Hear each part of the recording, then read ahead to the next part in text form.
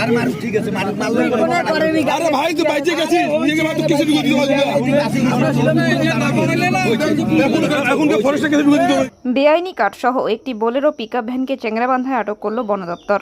মঙ্গলবার রাত 10টা নাগাদ চ্যাংরাবান্ধা আইটিআই কলেজের সামনে চোরাই শালকাঠ বোঝাই একটি বোলেরো পিকআপ ভ্যান আটক করল বন দপ্তর। জানা গেছে পিকআপ ভ্যানটিকে লাটাগুড়ি থেকে বন বিভাগের কর্মীরা ধাওয়া করলে পালিয়ে আসে চ্যাংরাবান্ধার দিকে। চ্যাংরাবান্ধা আইটিআই কলেজ মোড়ে ট্রাফিক জ্যাম থাকায় একটি প্রাইভেট কারে ধাক্কা মারে এবং সেখানেই শালকাঠ বোঝাই গাড়িটি রেখে পালিয়ে যায় ড্রাইভার ও খালাসি। সন্দেহজনকভাবে চ্যাংরাবান্ধার এক যুবককে আটক করলে স্থানীয়দের কাছে জানতে পারে ওই যুবক 12 চাকা ট্রাকের খালাসি। পরবর্তীতে যুবককে ছেড়ে দিয়ে গাড়িটিকে উদ্ধার করে নিয়ে যায় বন দপ্তরের কর্মীরা।